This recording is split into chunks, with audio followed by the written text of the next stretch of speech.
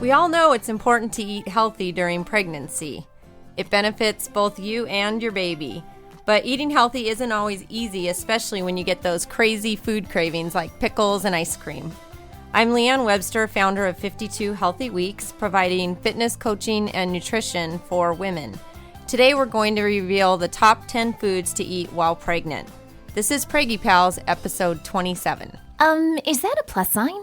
Pink or blue? Hospital or home birth? What type of food should I be eating? I think I just peed myself. I'm pregnant, and I have to exercise. What pregnancy glow? Wait, was that a contraction? Gotta make these pants fit. I've got kinkles. What do you mean there's more than one? You've got the symptoms, and now you've got the support you need for a happy 9 months. This is Preggy Pals, your pregnancy, your way. Welcome to Preggy Pals, broadcasting from the Birth Education Center of San Diego. I'm your host, Sunny Galt. Have you joined our Preggy Pals Club yet? This is an exclusive membership, and it gives you access to all of our archived episodes, written transcripts of the shows, plus some bonus interviews. I know some of you probably wonder what happens when our tapings are over, our interviews are over. Well, we are keeping the mics open for another 5 minutes after our show. But all this is only available if you are one of our members. So you can access all this information on the web or through our Preggy Pals app. If you want some more information, visit preggypals.com.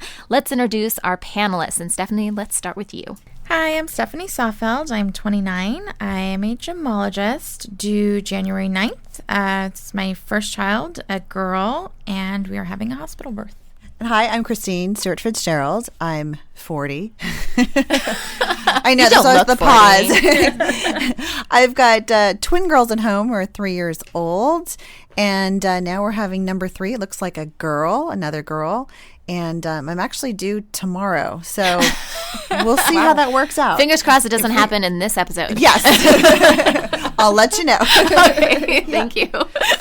Okay. I'm Veronica Miranda. I'm 31. I'm a graduate student in anthropology at the University of Kentucky. This is my first baby. I'm 3 months. Oh, my due date is April 18th, and I don't know the gender yet of my baby, and it will be a hospital birth abroad. Okay. My name is Rachel Adams Gonzalez. I am 29. I am a product rep for doTERRA Essential Oils. I am due April 10th. I have a 2.5-year-old son. We had a birthing center water birth with him, and we're going for a home birth this time around. And hopefully we'll find out next week the sex of baby number 2. Okay, thank you, ladies. Okay, Preggy Pals, grab your guy. We have a brand new segment launching this week, and it is all about the dads. Here's Dr. Danny Singley. Hi, Preggy Pals. My name is Dr. Daniel Singley. I'm a licensed clinical psychologist specializing in men's issues and founder of Basic Training for New Dads. Let's take a couple minutes to focus on how expectant couples and parents of newborns can keep your relationship strong during the 3rd and 4th trimesters. The birth of a first child often results in a temporary decrease in relationship satisfaction. But there are a variety of very straightforward steps that new parents and parents-to-be can take in order to keep their relationship strong, and the key is to be proactive rather than waiting until frustration is turned to resentment. I've developed a cheat sheet for expectant parents, which gives moms and dads ways to be proactive about managing some of the issues that can result in problems in their relationship during the transition to parenthood. First, expectant dads, you should take point on looking for a pediatrician. Interview mom to find out what she's looking for and let her know any preferences that you might have. Then make the rounds to gather information so you can collaborate together about picking the right pediatrician. This is a great way to help mom out and to be closely involved with your baby's well-being from the get-go. Also, dads, you take the lead on initiating a regular weekly 10 to 15 minute summit meeting to check in with each other. The goal is to connect with each other and see how you're doing, not to do family business. Resist the urge to do business. The idea is to connect. That might not even directly involve talking about the baby. Hardwire this into your weekly schedule before the baby comes, otherwise you're unlikely to do it. Finally, fight fair. Conflict is a normal and even healthy part of any relationship so long as it's handled productively. I strongly recommend all expectant parents to get and read the book Making Marriage Work for Dummies by Drs. Stephen and Sue Simring. specifically chapters 3 and 4 on communication and conflict management. Thank you very much for listening, and I hope this information is helpful. I'm Dr. Daniel Singley at newdadsclass.com, and be sure to keep listening to Preggy Pals for more tips on how new dads can optimize their transition to parenthood. All right, today we are revealing the top 10 foods to eat while pregnant. Leanne Webster is a fitness and nutrition coach. Her company, 52 Healthy Weeks, specifically focuses on the needs of women. Leanne, welcome to Preggy Pals. Thank you. I'm excited to be here. Yeah, with all of us pregnant. Well, I'm not pregnant anymore. I still feel like an honorary member. You guys make me feel like I'm pregnant. Okay, in a good way. Okay, but a good way. It depends, I guess. Let's break down this top 10 list. We're going to talk about the easy ways. We can also prepare some of these foods too. We're going to talk about how it benefits mom, how it benefits baby, and how we can get these into our diet, which is sometimes difficult to do, right? So I know you came up with this list for us. So, and this isn't in any particular order, right? These Not are at just all. top 10 Yep. in general. Yep. Okay, let's start with the first one. We said dark leafy greens. Yeah, well, the thing about dark leafy greens is that they're very high in folic acid, and foods that are high in folic acid will help to prevent neural tube defects in the baby. In fact, there's a 70% decrease in babies that are born to mothers that have very high folic acid levels. So it's really, really important to make sure that even if you're in childbearing age, you want to be really, really taking in a lot of folic acid. So is that more important in earlier pregnancy, like in the beginning? So it's really important prior to getting pregnant and then the first 3 months of pregnancy. Yep, very important. All right. So how are you guys getting these dark leafy vegetables in your diet? Is anyone, not doing it as much? Anyone want to admit that? I admit I'm probably not. Actually, I'm doing a lot of like spinach salads. That's that great. Sort of Yeah, thing. like raw spinach, obviously. Raw Yeah. spinach, yes. And of course, my husband likes to load up on the bacon with it. But, but yeah. But now I have to say, I go into the big stores and, I see they're doing like the Vitamix or the blender Right. demos. And so I've always been curious. Like, the big thing I hear is doing like smoothies and putting in kale and spinach and that sort Yeah, of thing. so actually that is something that my husband, though he's not pregnant, but very, very conscious of his diet, he does a smoothie almost daily.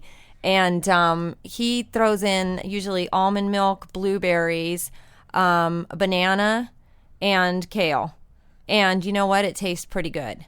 Can you even taste the kale? No. That's what I've noticed. No, yeah. you can't yeah, taste you the can't even taste kale. You know what I found to be very helpful, especially with my son, is throwing in frozen spinach, because you can easily get that in a right. smoothie, and you definitely don't taste spinach. I throw it in everything. How Yep. much are you putting in? Oh, I put like a full handful. Okay. Yeah, when frozen, I mean that's like pretty condensed. Right. So Sure. yeah, I mean I put it in everything. I put it in my salsas. I make a lot of Mexican food, so I make a lot of salsa that I put on everything. I'll throw it in. If I have a bowl of beans, I always have a pot of beans going. I put, and fresh baby spinach that wilts immediately, so that's easy to Right. throw in everything. So you can hide this. and Yeah. pretty Yeah, much that's what we're saying, my basically. Easily. So I have a couple great ideas. I've been making a pesto from scratch, and if you're vegan, I don't even put cheese in my pesto. So it's just olive oil, basil, spinach, and walnuts, and then I salt it. Oh, and I'm sorry, fresh garlic. It's delicious, and it's so much spinach. Very, very good for you. And then the other thing that I make is a Swiss chard tart. So it's and I'd be happy to post that recipe, we Sunny. should do that.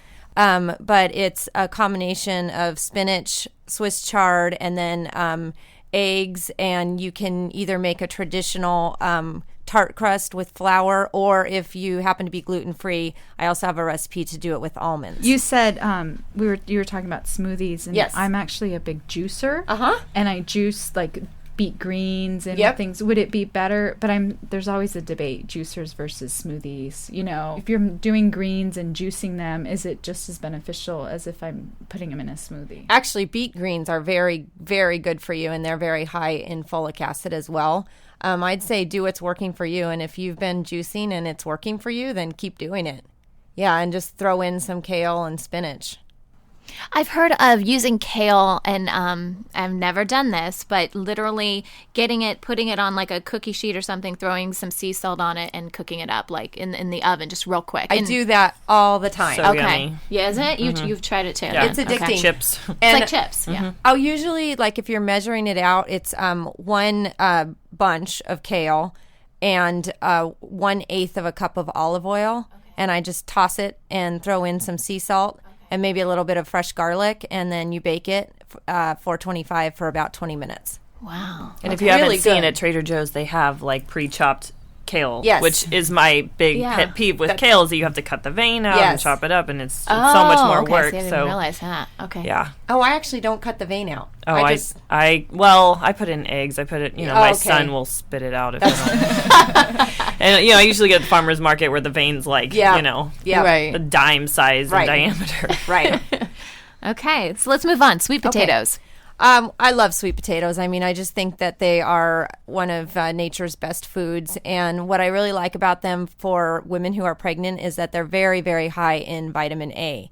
And vitamin A is really essential just for creating a baby. But one thing a lot of people don't realize is that after giving birth, it's very helpful for tissue repair with the mother. And I'll just leave the tissue repair to Use your imagination on that one. So it's your postpartum Your recovery recipe. Yes. And with my clients, one of the suggestions that I often have for those who are not lactose intolerant or who are not vegan is to take a sweet potato, bake it at about 375 for an hour, and then you top it with a little bit of cottage cheese. So you're getting, and I know everybody gives me a weird look, and then they call me the next day and they say, "Okay, I'm addicted." I really like cottage cheese, actually, and I usually typically like add some sort of fruit to it if I want to make it sweeter, but I never thought about adding it to a vegetable. Yep. Wow. It's really good. And then another quick, easy thing with sweet potatoes is just dice them up, throw in some diced garlic and rosemary and a little bit of sea salt, and toss them with some olive oil and throw them in the oven. Bake them for about 45 minutes. Really good. Kids love them too. I have a question. Is that how does that compare to like winter squashes? We're coming up to the season that like butternut squash and pumpkins. That's really they fall into the same, like you're getting similar nutritional value. Great question. Okay. You're getting great nutritional value in those types of produce. However, the thing that makes sweet potatoes so good is their bright, vivid orange color, which would also be in pumpkins, and that's from the beta carotene. Right. So with your yellow squashes, you're not going to be getting as much of that beta carotene vitamin A benefit. Well, pumpkin and butternut squash are two of my most favorite things on the planet, so that's what I was asking. But you could do like a pumpkin butternut squash soup. Yeah, I've already roasted 4 pumpkins, and it's how many days into October? Overachiever. I know you I'm sound just like addicted. You're in the kitchen all day. Yeah, I pretty much am. Okay, yogurt. Okay, so the thing with yogurt is that it's very high. It can be very high in calcium. What you need to do, though, is really pay attention to the labels. Yogurt can have up to 25% of your daily calcium. However, there are some that will maybe only have 10%. The key, though, is finding one that has a higher percentage of calcium and a lower percentage of sugar. Because what I've noticed is, without naming, I don't want to put down any specific brands, but when I'm shopping for my son, I'll notice that some of the yogurts that are really high in calcium are also like 28 to 30 grams of sugar. That's really, really high, especially for a toddler or when you're pregnant. So I like the Greek yogurts. They tend to be a little bit lower in calcium. They're usually around 15 to 20%, but they're also lower in sugar. And I also suggest that people just buy the non-fat plain yogurt and then sweeten it up with a little bit of agave or honey, because then at least you're controlling the sugar. Now, doesn't also Greek yogurt have a higher protein content? It does. Okay. It does, yes. So that's another thing that's beneficial if you're pregnant. And the thing, one of the reasons that calcium is so good is because as you're ending your pregnancy, it helps in the development of milk. And in the beginning of your pregnancy, it helps in the baby's formation of bones and teeth. Do you have any particular thoughts on non-fat versus low-fat versus full-fat? Does it really make any difference? I mean, as far as nutritional content goes in vitamins? As far as nutritional content, I do not have a good answer on that. I've never compared the labels, though I would say that nutritionally they're probably similar. I mean, yogurt is from a cow in most cases. There can be goat's yogurt, but and that does contain saturated fat, and saturated fat can clog your arteries down the road. So I would always say, when it comes to yogurt, go more towards the non-fat or the lower fat yogurt. Okay. I struggled with yogurt with my last pregnancy because I had gestational diabetes.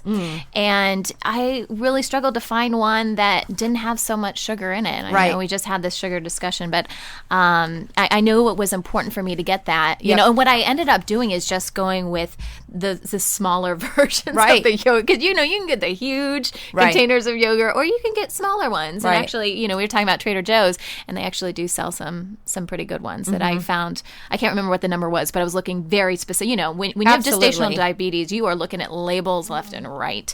And that really helped me. Yeah.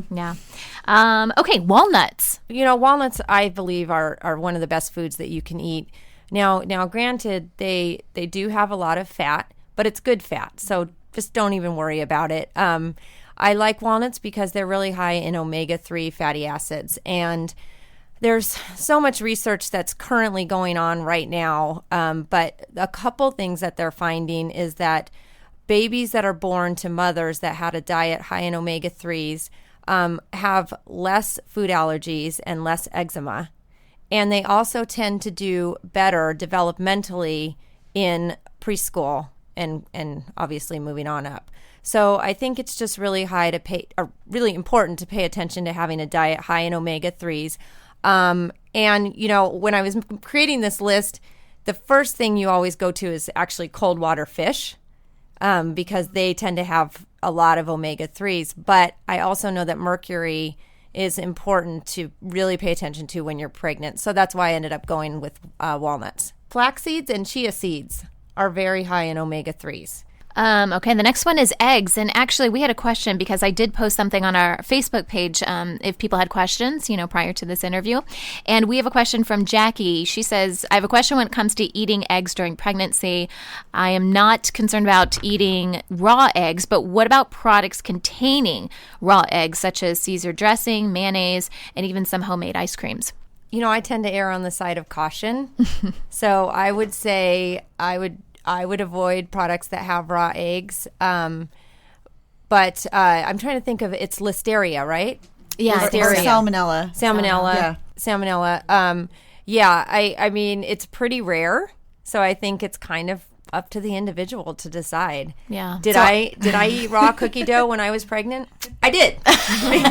Because you know what? I love making cookies. I love that you admitted that and you're a nutrition expert. I think that's fantastic. Are you kidding? Yes, I'm human. I love nutrition, but I am a human person that loves cookies. And I have a confession as well. In my first pregnancy, trying to get that protein intake, my kind of go-to thing was making a sort of a mock eggnog. Oh, really? So I did actually do a lot of raw eggs, and it was my drink. I could get it down really fast. Yeah. Well, what are the benefit of eggs in general? What are we looking for? So the reason I chose eggs was because I know that there's going to be you're going to have vegetarian listeners. And a diet high in iron is incredibly important for a pregnant woman. Part of the reason is because your blood volume during pregnancy will increase by almost 50%. So the iron produces hemoglobin, and hemoglobin is what transports oxygen throughout your body and to your baby's body. So that's why iron is so important. And egg yolks have a ton of iron. So that was kind of my thinking with the eggs. And I know we were talking about spinach earlier, and one of the things that I did a lot when I was pregnant was to make scrambled eggs, and I would throw in like a handful of chopped up spinach. Okay. And wrap it in a corn tortilla. That was kind of idea. my go-to thing that I ate all day long.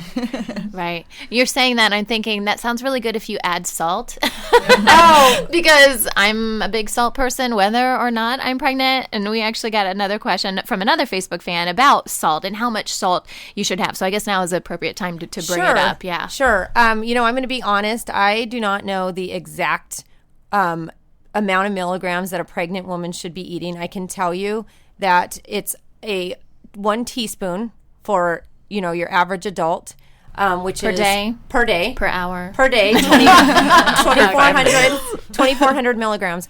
But what I'll tell you is that if you're eating a very natural diet and you add salt to what you're eating, I think you're going to be fine. The problem with salt is with people who are eating a lot of processed foods. So they're buying a lot of sorry, I'm naming a product, but Campbell's soups or Stouffer's pizza or anything super quick and easy that they throw into the microwave. That's where the salt's coming from. Okay. But when you're eating like a natural diet, which all these foods that I chose are very natural, Right. I say add in the salt. Okay. Unless of course your doctor says you have preeclampsia or Right. high blood pressure, then your doctor will give you a recommendation. Okay.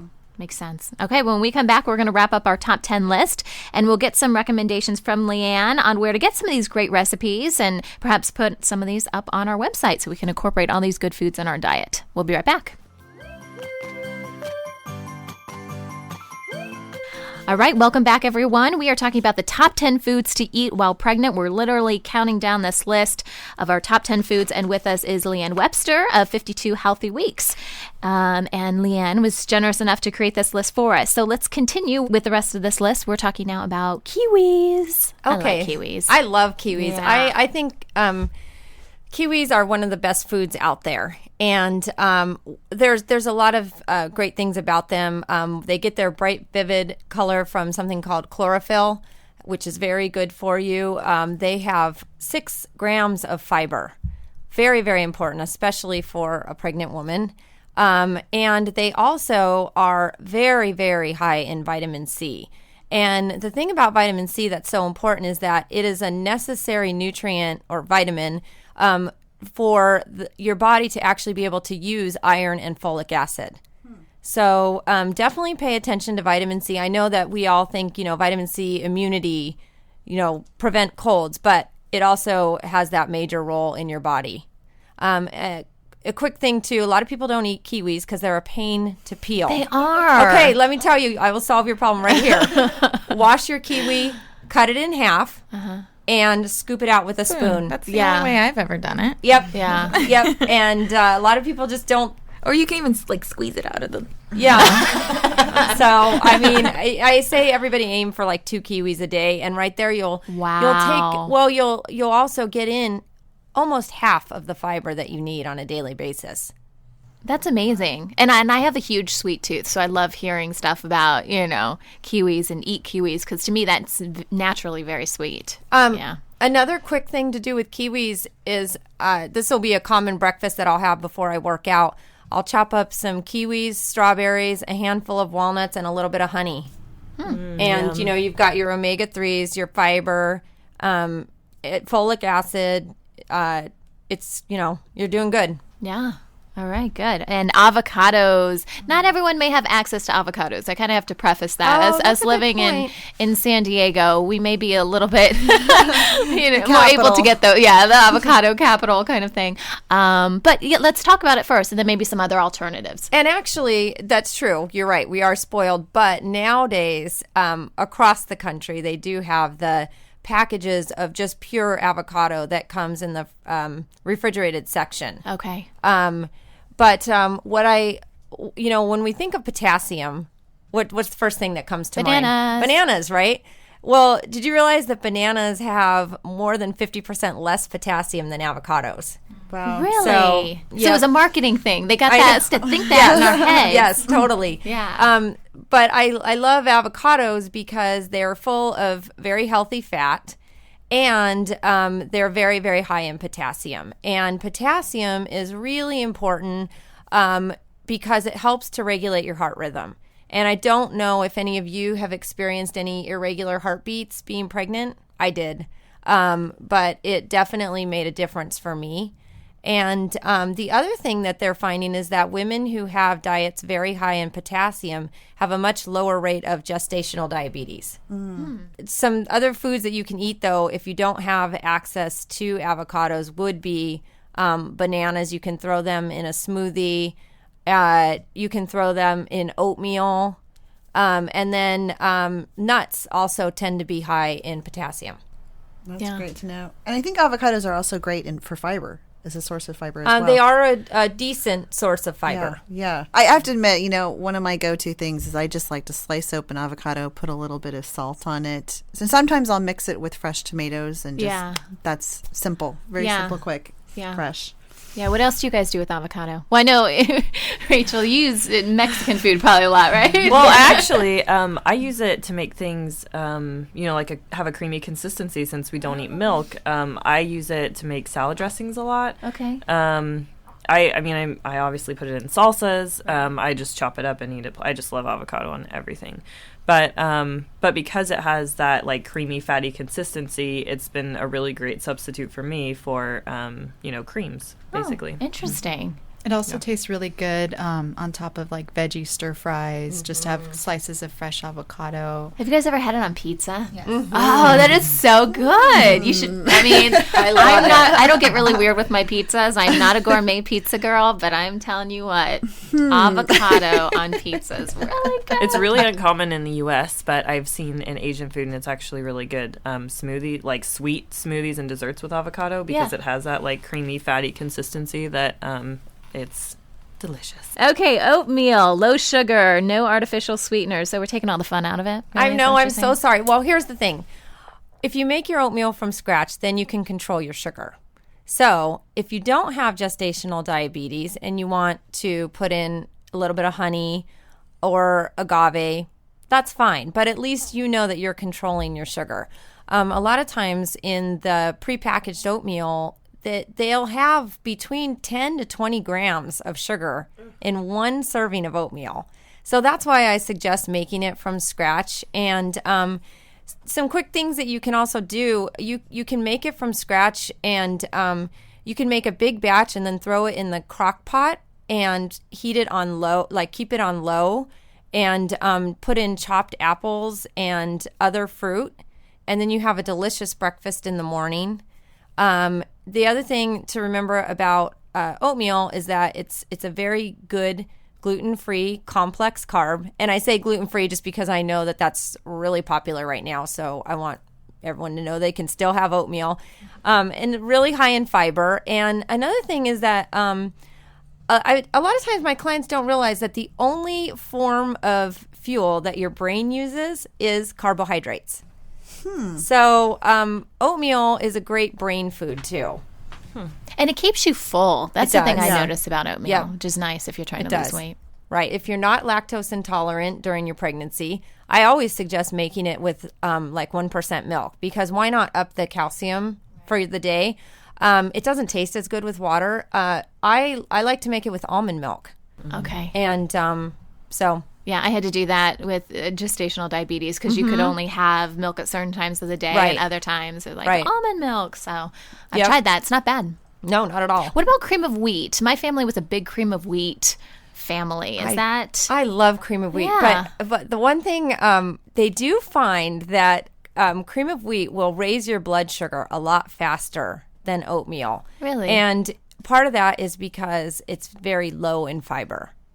So I would say go with oatmeal over cream of wheat, but nothing wrong with a treat every once in a while. Treat myself. Yeah, right. Yeah, I'm talking chocolate, Leanne. I want chocolate. Well, you could top it with like cream and brown sugar. That's what we did when we were kids. Oh my gosh, it's so good. And is there a big difference between, the, let's see, like steel cut oats versus, I guess, regular oats and quick cut oats? There is a difference. Pay attention to fiber, because the fiber will control how fast it goes through your system. The more natural the product, the better it is. So I would say steel cut oats would be your first choice, moving on down to just regular oats, and then moving on down to the quick oats. Organic chicken or red meat?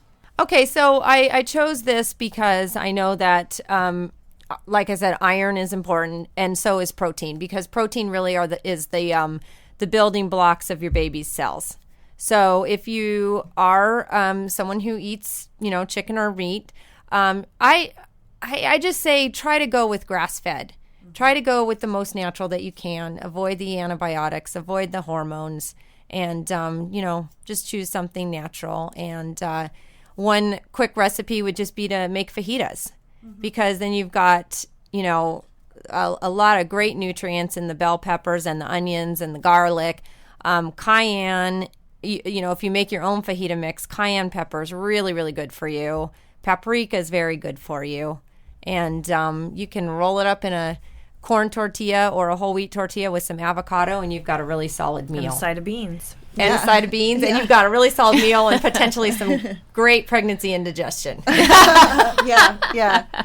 Now, I was curious, when it comes to white meat versus red meat, what's your recommendation on how often should we have red meat, and does it make a difference for pregnant women versus, the average person? I would say that, trying to avoid saturated fats, maybe once a week, red meat. But if you're doing grass-fed, it's going to be much lower in saturated fat. So, and you're not going to have those added hormones and antibiotics. So, yeah, I would say once a week would be fine. And as far as poultry, if it's organic, I know 2 to 3 ounces at least once a day would be fine. Okay. That I know for sure. What about like sandwich meat? So let's say you get a really question. good, you were on the run and you want. Yes. Okay. That's a great question. So I would say choose a sandwich meat that is nitrate free. You definitely want something preservative and nitrate free. I know Trader Joe's carries one, boar's head meat, but you really want to avoid anything that has a lot of nitrates and that's been highly chemically processed. And plus that also plays into salt. Mm-hmm. So. Okay. And does that keep the meat fresher longer? Is that why they put nitrates? Okay. Yes. Okay. We did have a comment, and we've touched on this a little bit, but maybe we can go a little bit more in depth from one of our Facebook friends. Katie says, I know eating chicken and other meats are good for you during pregnancy. However, I'm vegan. I can't get a lot of foods my OB, I can't eat a lot of foods my OB is recommending to me. Do you have any suggestions? Oh, sure, definitely. It actually leads us into our 10th food. Perfect. Which would be beans and lentils. I always will suggest to somebody who's vegan to really up the intake of beans and lentils during your pregnancy. They're just such a good source of fiber and complex carbohydrates and protein. So they're really one of nature's perfect foods.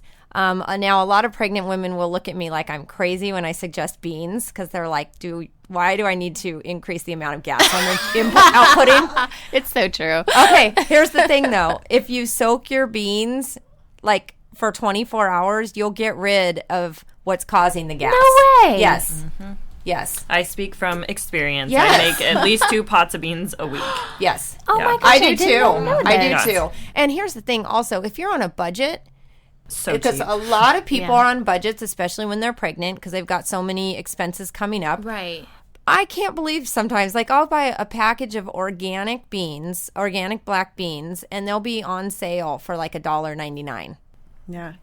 And, I was just curious now, I know here in Southern California we have a lot of Mexican food, but I know there's a lot of other beans out there, like lentils and chickpeas and garbanzo and the some of the other varieties. And do you have any recipes that you like to share? Yes, I do actually. A white bean Tuscan salad. Ooh, that does sound good. Cannellini beans. Oh. Those are white beans, and they're also equally as good for you. I like to slow cook the cannellini beans, but you could do it in a pressure cooker. You could also follow the directions on the back, or you could buy canned cannellini beans.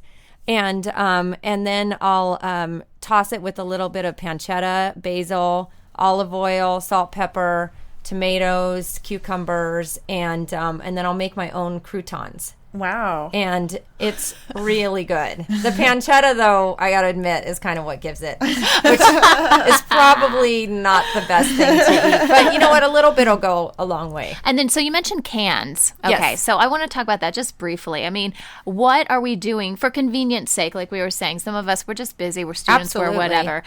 If we buy not just beans, but whatever in cans or frozen, generally speaking, are we losing a lot of nutritional element to doing that? No. Not necessarily. In fact, with vegetables, they will take the vegetable, pick it, wash it, flash freeze it.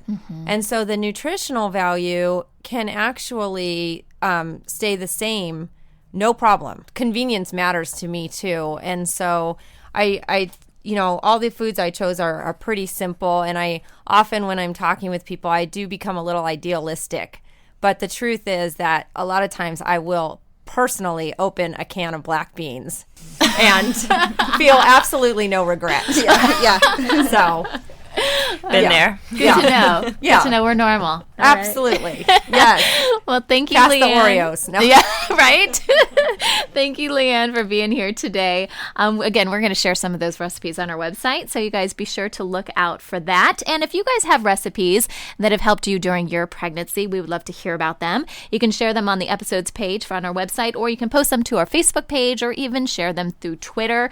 If you are tweeting, be sure to use the hashtag PreggyPals so we can find it.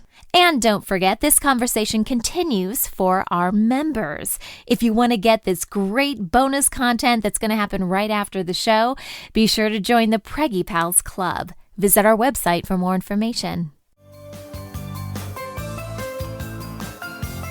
We have a message from one of our listeners. This comes from Kristen of Fort Collins, Colorado. Kristen writes, "Hi, Sunny. Loved the episode on surrogacy.